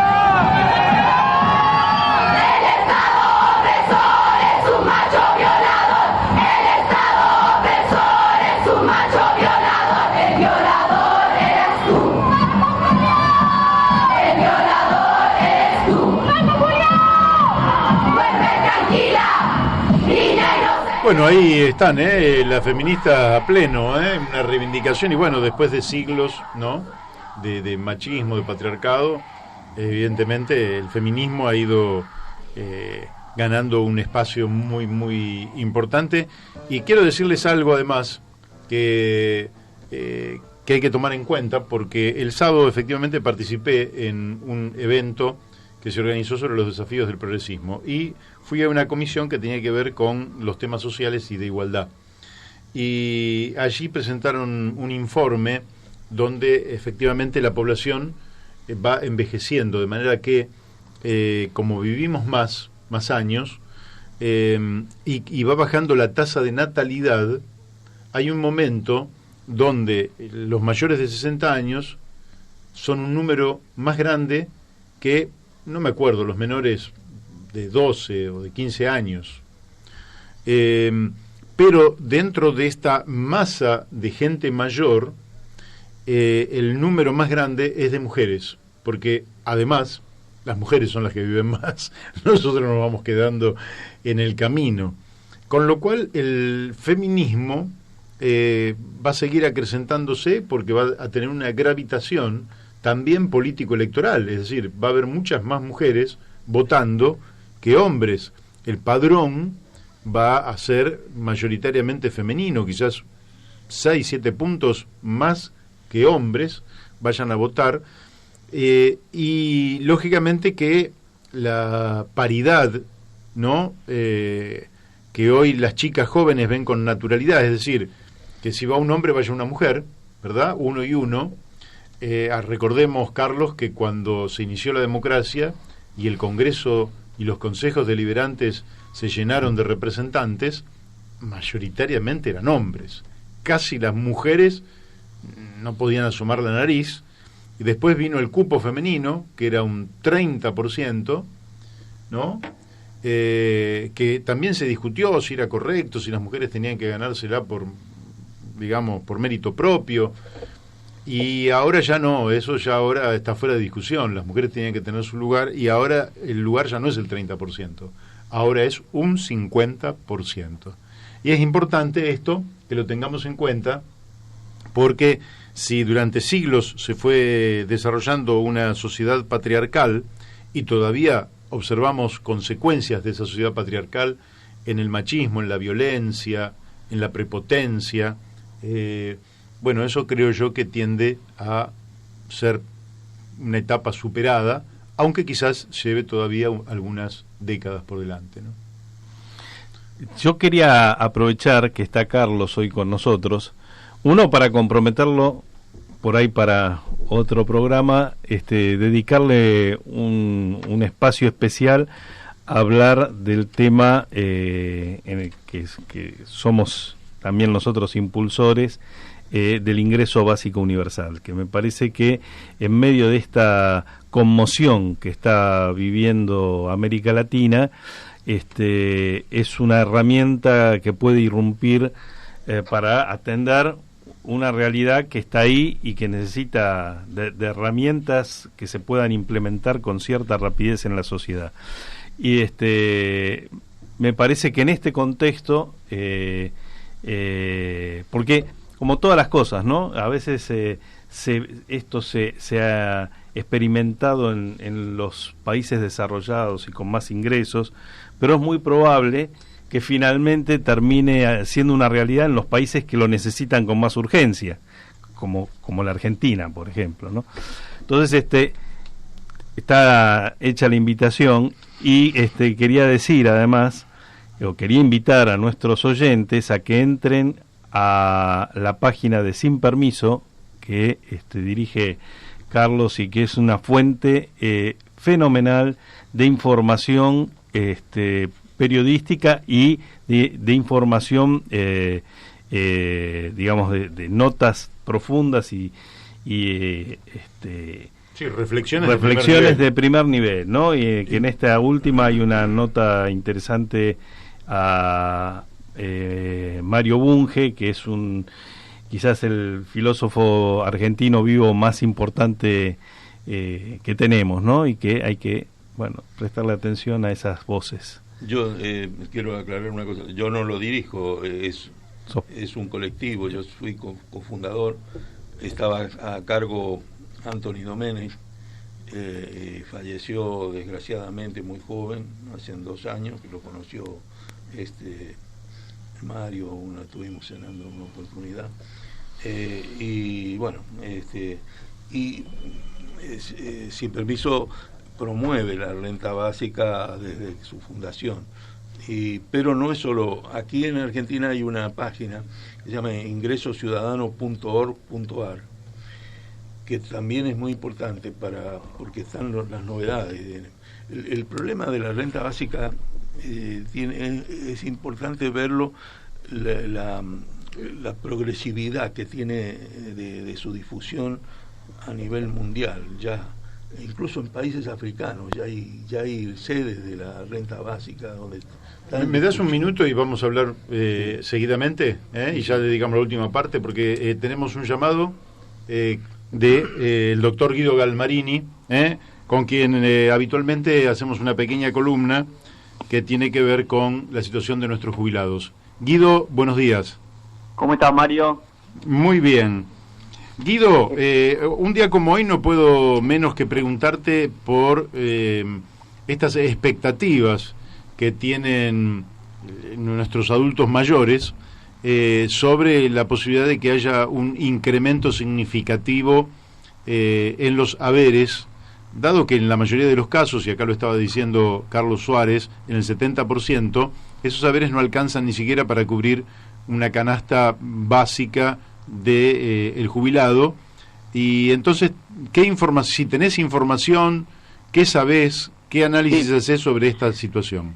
Es un tema, el tema de la canasta básica, que ya se viene hablando hace rato, ya desde después de las elecciones, post-elecciones, porque es algo que, como venimos hablando nosotros, es lo que más lo sufren realmente la crisis, son los jubilados. Toda la tercera edad sufre muchísimo esto. Se dio un hecho que fue de público conocimiento, que fue la carta de Eugenio Semino, que le mandó a funcionarios públicos tanto de Alberto Fernández como del gobierno que todavía sigue gobernando, de Mauricio Macri, en el cual también comenta esta situación y hace un análisis, este análisis del 70% que no llegan a cubrir la canasta básica, que en la canasta básica, como todos sabemos, hay varias cosas, pero los medicamentos, por ejemplo, que es un tema también complejo, es el 20% de la canasta básica, se considera dentro de la canasta básica, que entre los alimentos de un 20%, el 28% de vivienda, también los medicamentos, que es un tema que se había hablado, el tema de que sean los medicamentos gratuitos, influye mucho en la canasta básica. La realidad es que desde el gobierno entrante, que va a venir con Alberto Fernández, no se definió realmente tampoco quién va a manejar el ANSES, que se estaba nombrando a Mirta Tundi y también a Luana, que es una diputada. Lo que se está hablando es que se iba a dar ese 20% de aumento más los medicamentos gratuitos, pero no hay información realmente que provenga de ahí. Y la verdad es que uno hace el análisis hasta el día de hoy y tenemos que la canasta básica aumentó, por ejemplo, en 9 meses, lo mismo que aumentaron las jubilaciones anualmente. Por lo tanto, el jubilado perdió el 20% en términos reales de la caída de la jubilación. Fue en un análisis bastante por arriba, se puede considerar de esa forma. Hay varios proyectos, como también a crear un índice mixto con legislaciones que es la que está actualmente, con otras nuevas, que creo que se lo había presentado el ex ministro Carlos Tomada. Pero bueno, en principio la realidad al día de hoy es que va a haber un aumento del 8% en diciembre y del 11% en marzo. Esto llegaría al 20% entre los 2 meses, pero este es sobre la legislación previa. Lo que se está intentando, lo que se está pidiendo es que haya un aumento, digamos, cuando suma Alberto Fernández el 10 de diciembre, de urgencia, y hace un incremento del 20% para cumplimentar esto que los jubilados no pueden, terminan perdiendo y no llegan, digamos, a lo que se esperaba como inflación tampoco, ¿no? Bueno, ahí la fórmula de actualización es una fórmula que si las tasas de inflación fueran bajas estaría bastante buena. El problema es que tenemos unas tasas de inflación por las nubes y entonces cuando se atrasan 6 meses, efectivamente en 6 meses la inflación es del 20-30% y quedan totalmente desactualizadas.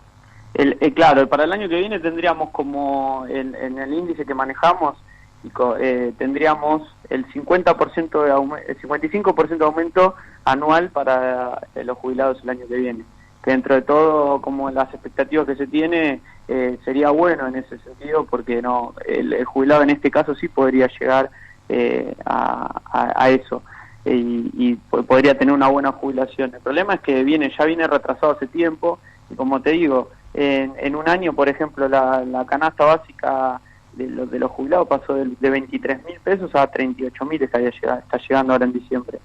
Es un aumento muy importante y la verdad es que lo sufren todos. Estamos hablando para una pareja de jubilados, ¿no? Sí. Pero sí que si cobraran 2 mínimas, ¿en cuánto estarían? Y en 2 mínimas no llega ni a 30.000 pesos. Claro. ¿Por qué? Porque en diciembre la mínima se va a 14.000 del jubilado, de la jubilación mínima, y en marzo se va a 15.694. Entonces no llegaría ni con el aumento de marzo estaríamos llegando a la canasta básica, que está en 38.000 pesos ahora para los jubilados. Claro.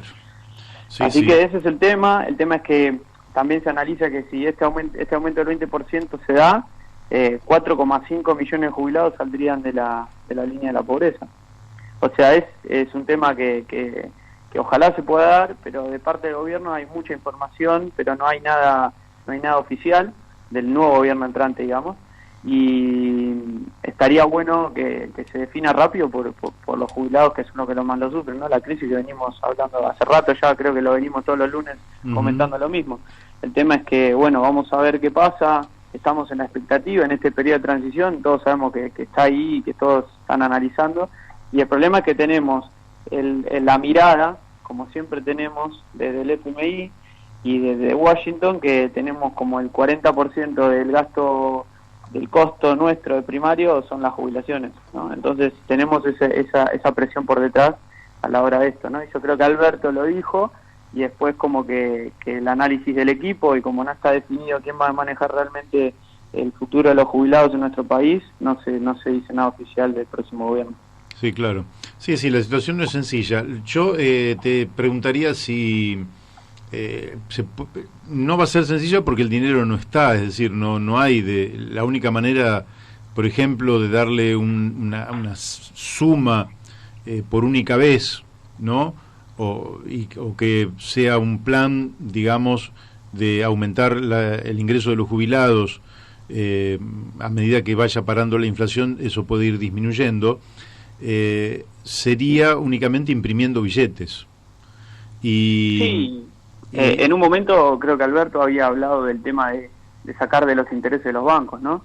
Este aumento del 20%, creo que en la época de campaña. Sí, eso de las LELIQ.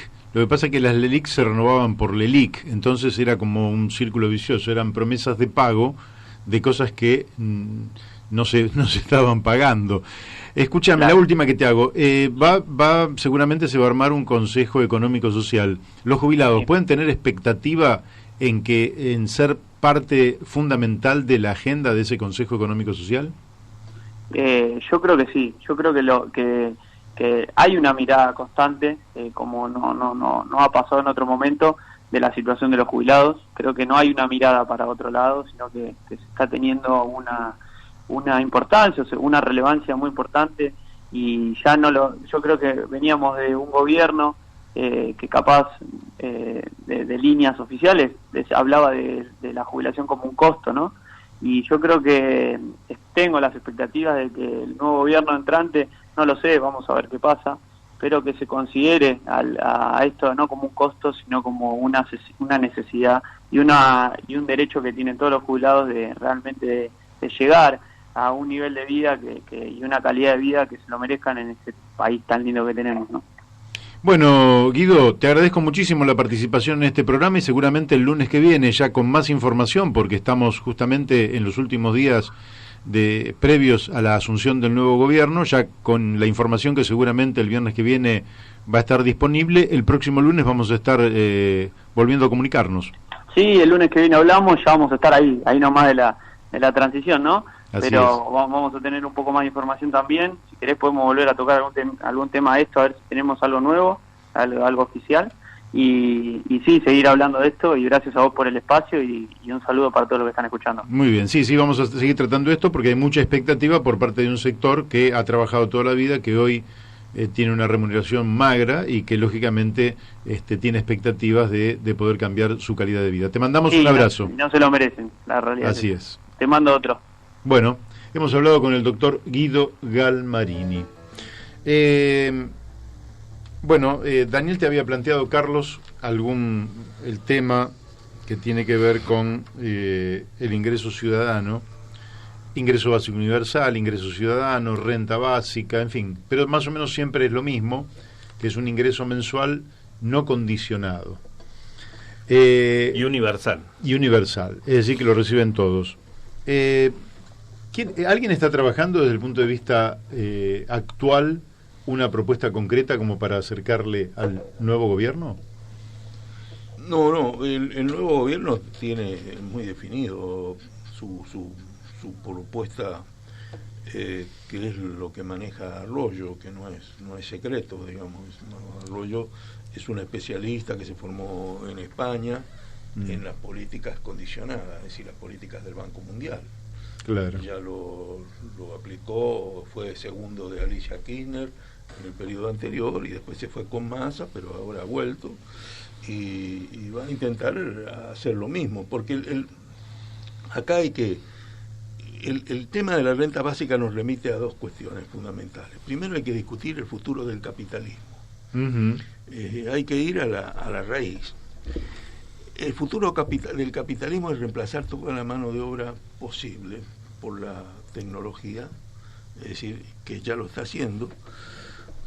Acabo de recibir un video estos días de una máquina que hace el trabajo, digamos, que de la cosecha, de la recolección de las verduritas, de la lechuga, de las plantitas, de la radicheta, de la rúcula, en grandes granjas que están los bolivianos recogiéndolas manualmente, o las arvejas.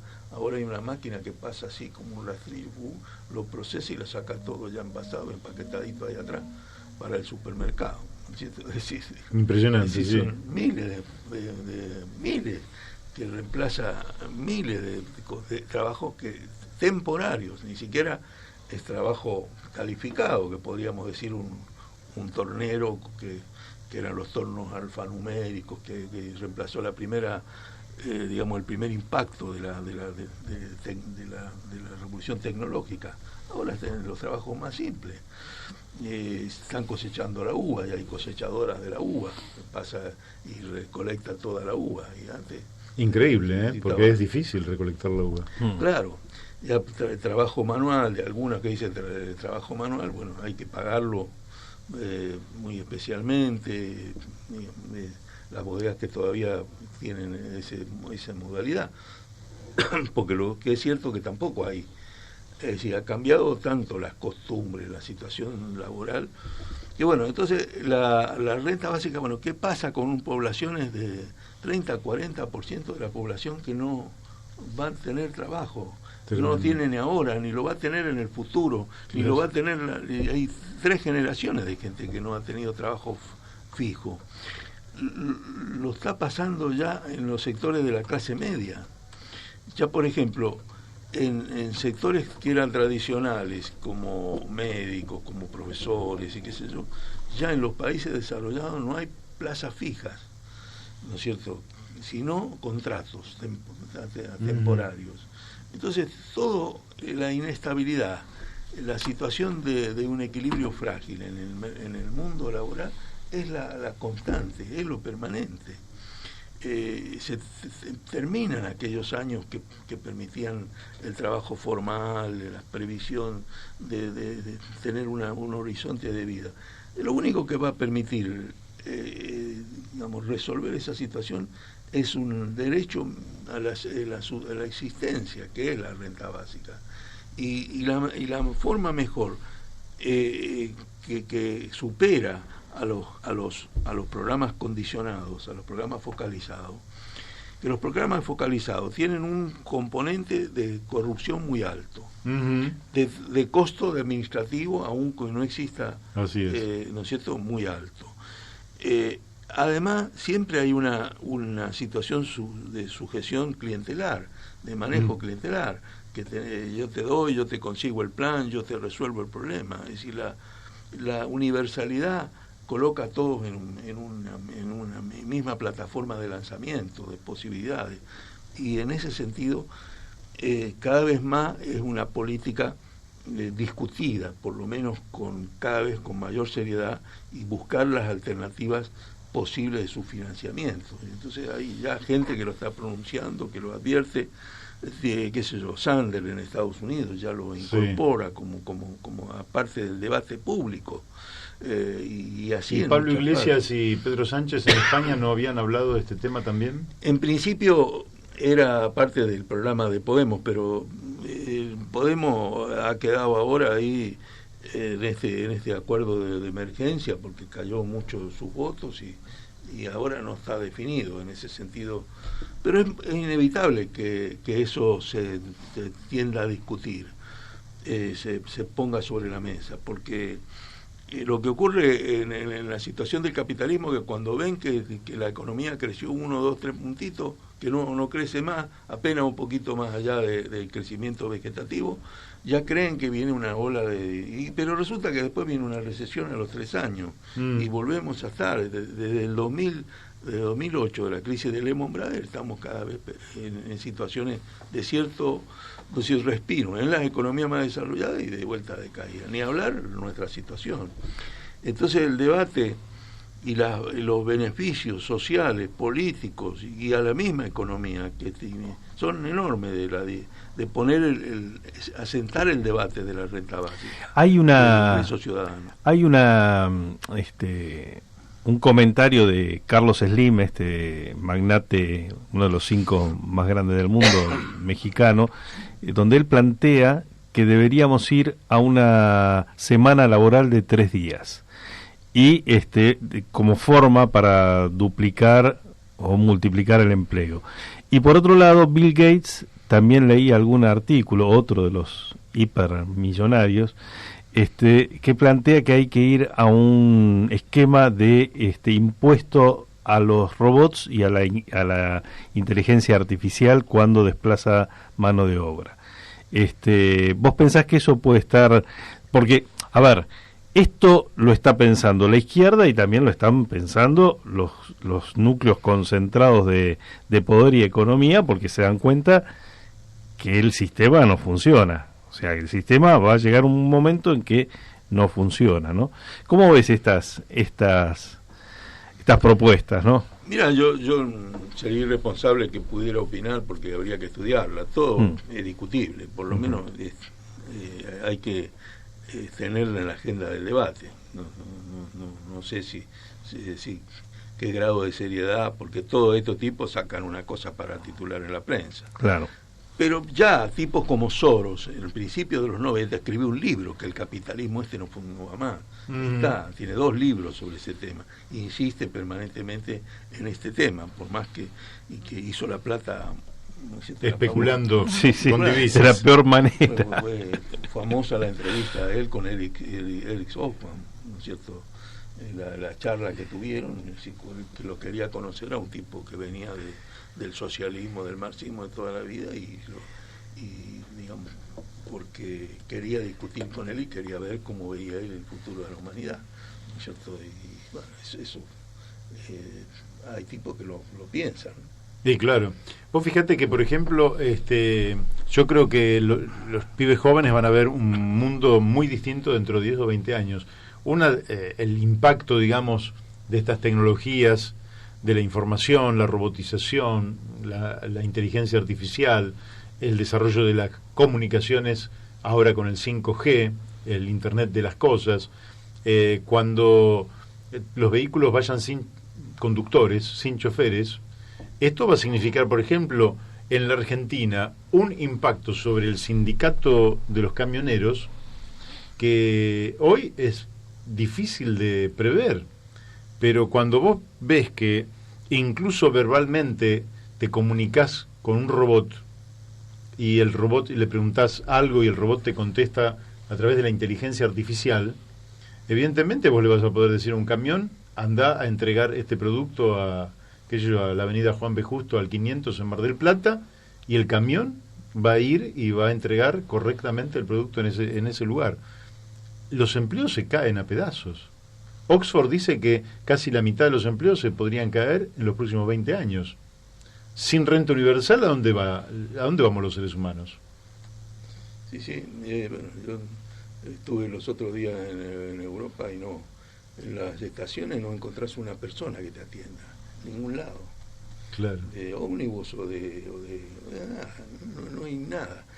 Si vos no tenés manejo de ir a las máquinas para sacar el boleto, para poner la plata, la tarjeta y todo, y la información no tenés a quién preguntarle, está como gente mayor, está desesperada, siempre tiene que recurrir a alguien, porque evidentemente llegás a las 7 de la mañana y querés viajar a algún lado y no hay nada, no tenés la máquina, no hay ninguna persona, todo es automatizado. Entonces, claro.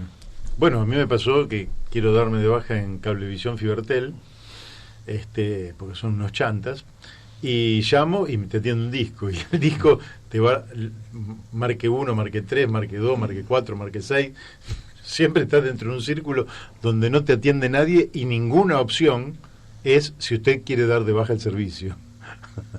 Entonces, claro, vos marchás, recorres todo el espectro de opciones técnicas, administrativas, etcétera, y siempre termina diciéndote la forma en que tenés para pagar o para adquirir un nuevo servicio, pero evidentemente no tenés ni siquiera una persona del otro lado, todo automatizado. Qué desafío, ¿no? Y hablando en términos más generales, ¿vos le ves destino al capitalismo? ¿Va a poder seguir realizando el valor en la sociedad o va a haber que pensar en otro sistema? ¿Alguna otra forma de relacionarse? Porque ya las viejas fábricas que incluían miles de personas, eso no existe más. Cuando se hacen una inversión, antes creaban empleo, ahora una inversión echan gente. Seguro. No, el capitalismo evidentemente no sé qué viene. Hay toda una discusión sobre el postcapitalismo. Uh-huh. De todas maneras, bueno, está abierto ese gran debate y esa... creo que todo lo que podemos pensar en cuanto a qué puede venir, podemos hacer conjeturas sobre mirando un poco al pasado. Hay cosas que sabemos que yo por lo menos creo que no tienen que reproducirse, ¿viste? O sea, que creer que es socialismo o es digamos superior al capitalismo lo que vino con Stalin y con todo lo demás y que terminó con una catástrofe, eso no le puede proponer a nadie que eso sea el futuro de la humanidad en absoluto. Entonces bueno, pero que hay que discutir sobre el futuro de la humanidad, hay que discutir sobre el futuro de la humanidad, sobre todo en términos de como decía la concejal Sandra Yametti, en términos de lo que viene del cambio climático, es decir, el futuro es negro de la humanidad, sí, cada vez más acelerado, digamos, el derretimiento de los polos, el aumento del nivel del mar, y de los cambios en las temperaturas, y todo eso, y lo que eso va a significar en términos de la vida para los seres humanos concreta. Entonces eso es inevitable, ese debate, y terrible todo el negacionismo de tipos como Trump y todo, porque retrasan o los chinos retrasan enormemente pero los chinos están asumiendo, me parece, que sí, pero ellos son responsables de la sí. de gran parte de Quiero hacer ya que salió el tema medioambiental, quiero decir algo porque hoy escuché algo que me indignó. Vimos que los medios están en una situación muy difícil de abordar para alguien que pretende un pensamiento crítico. O tenés digamos la plataforma de medios macristas que te machacan con su mirada parcial y con su falsa noticia, bla bla bla, o tenés ese 5N que te machaca con otra mirada, pero digamos está faltando esta mirada crítica, ¿no? Hoy escucho un editorial del Gato Silvestre hoy por la mañana que venía de hacer un viaje a Vaca Muerta pagado por una petrolera hablando maravillas del fracking, ¿sí? Y que no era verdad, que el fracking contaminaba porque eran todos digo, puede ser ese nivel de periodismo tenemos en Argentina. Mira, bueno, el Gato no hay que tener estómago para escucharlo. Mami, mira, te voy a decir, ahora, el 70% de la gente joven no ve esas cosas. No ve. Se mueve por camino, se forma por otro camino. Es una generación, yo lo noto en mi hijo más chico y sus amigos, amigas, es otro mundo, ¿no es cierto? Sus niveles de información, que están muy informados, pero no como en los medios tradicionales, han renunciado a eso. Ahora, sobre Vaca Muerta hay que hacer una buena discusión, porque no es solo el problema del fracking, es el problema de digamos, de su viabilidad, porque lo estamos financiando nosotros. Claro, totalmente. Mira, con el aumento esto me lo manda el ingeniero Jorge La Peña, sí, del Instituto de Energía Enrique General Mosconi, General Enrique Mosconi, quiero decir, que dice así: al final se llega a la conclusión de hierro. Vaca Muerta fue y será un proyecto endeble y no bien justificado. Hay que hacer una reevaluación de ese proyecto y dudo que Alberto esté preparado para esto. Esto me lo manda Jorge La Peña, que en esta materia uno puede decir es uno de los grandes especialistas. Jorge La Peña fue invitado por este grupo de pensamiento crítico a dar una charla sobre Vaca Muerta hace 2 o 3 meses ahí en el San Martín, y fue espectacular, fue muy bueno porque fue muy didáctico. Sí, acá también lo sacamos. Fue espectacular. Él tiene la mejor mirada sobre el tema. Así es. Bueno, y quiero decirles, ya porque estamos cerrando, porque nos estamos acercando a las 2 de la tarde, que hay un joven argentino que se llama Bruno Rodríguez, un chico de 19 años, que habló junto a Greta Thunberg en la ONU, donde dice que estamos frente a una emergencia existencial. Un chico de 19 años que tiene 80 años de vida por delante, nos está diciendo que estamos frente a una emergencia existencial. Mañana vamos a tratar de hablar con él aquí en La Brújula. Vamos a tratar de sacarlo al aire. Hoy a la tarde nos vamos a comunicar con él, y si existe la posibilidad lo vamos a tener aquí, porque es un chico que ha hablado con esta joven sueca que ha revolucionado el mundo y que ha conmovido, porque justamente está advirtiendo que así como vamos, las generaciones mayores no le daremos la oportunidad de vida a las generaciones por venir, dado que estamos liquidando la fuente, la base de la vida, que es el ambiente, el aire, el agua, la biodiversidad, y todo aquello que nos lleva a tener la posibilidad de desarrollar una vida como corresponde. Debido al exceso de consumo, a los malos consumos, a la quema de hidrocarburos y a la lógica de que para ganar plata todo vale, estamos liquidando nada menos que la fuente de la vida. Si mañana podemos, vamos a tener a Bruno Rodríguez aquí en La Brújula. Bueno, ya se nos fue el tiempo. Te vamos a agradecer muchísimo la amabilidad que has tenido de acercarte hasta la radio, Carlos Suárez. Gracias a ustedes por invitarme, gracias. No, al contrario, gracias a vos. Daniel, hasta mañana. Hasta mañana y vuelvo con el mensaje a conectarse con la página que es sinpermiso.org.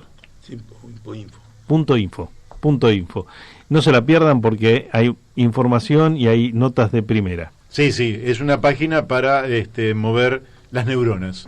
Y bueno, y le damos a nuestros operadores, Beto Perdomo y Héctor Dirio, que por ahí anda, hasta mañana, y con todos ustedes que nos han escuchado, mañana nos vamos a volver a encontrar, siempre con los temas de fondo, con los temas de actualidad, con lo que nos interesa como argentinos, y tratando de dejar en un segundo plano todo aquello que hace a la farándula, todo lo que hace a la superficialidad y todo lo que en todo caso se lo dejamos a otro tipo de programas.